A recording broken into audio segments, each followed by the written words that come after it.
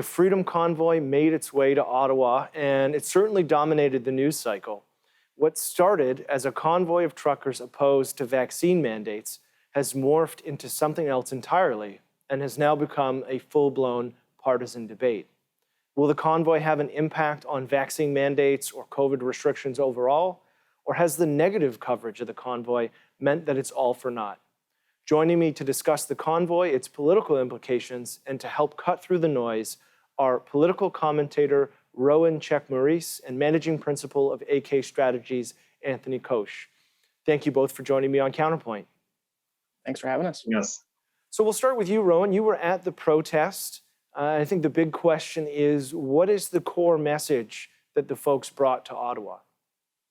I think the core message, David, is that we are now 2 years into this pandemic, and I think there's a lot of frustration on a lot of people's parts because of the continued various COVID measures.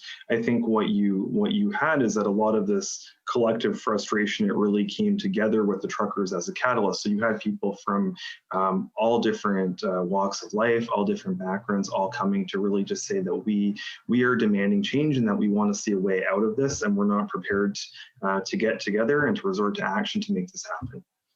And Anthony, do you see this in the same light? I think by and large, I'd have to agree with them entirely about whatever this started as, whether it was a disagreement with a specific policy objective or the original asks of the truckers in general. This has definitely morphed into something much larger than that. Unfortunately, that has, incorporated some nefarious elements, no doubt about it, like most manifestations of protests that you find for any issue.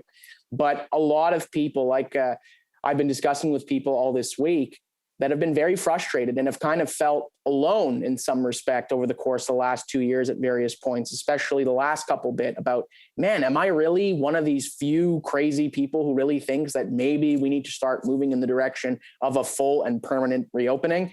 Now they've realized, okay, like this is a much more widespread and widely held belief than I otherwise thought. And there's excitement around that. Yeah, it almost feels like the convoy has maybe shifted the Overton window in regards to that political discussion. You did mention, Anthony, some nefarious elements. We can't ignore that.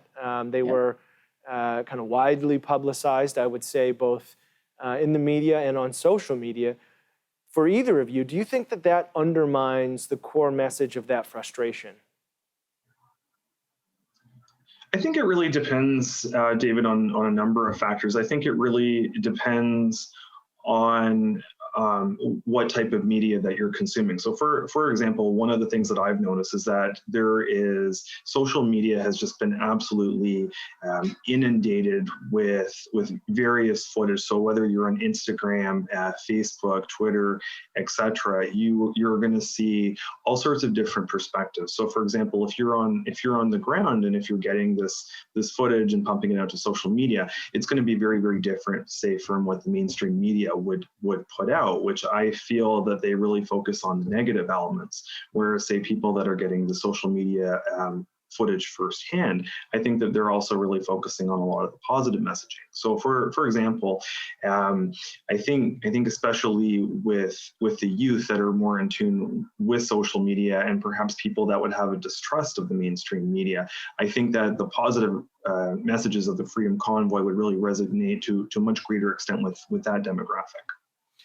And Anthony, do you think that for folks who consume mainstream media, that their perception of the convoy is maybe jaded in some sense, or runs counter to the goals and initiatives of the folks who took to Parliament Hill?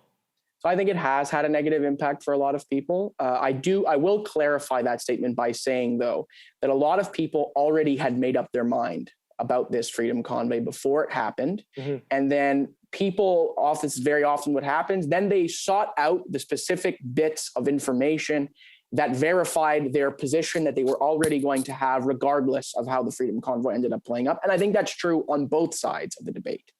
But I will say, from a partisan lens, right, I'm a political activist and I tend to see things a lot through this lens. Yep. I don't see how Donald Trump and Donald Trump Jr. endorsing this protest helps the Conservative Party in any way, or helps move the dial for a lot of Canadians who see themselves as moderate and sensible. And at the end of the day, I think most Canadians are outraged when they see Nazi flags flying around in Canadian political discourse. What I will say, we're going to build on that. We're going to come back right after the break. We'll continue on the political ramifications coming up.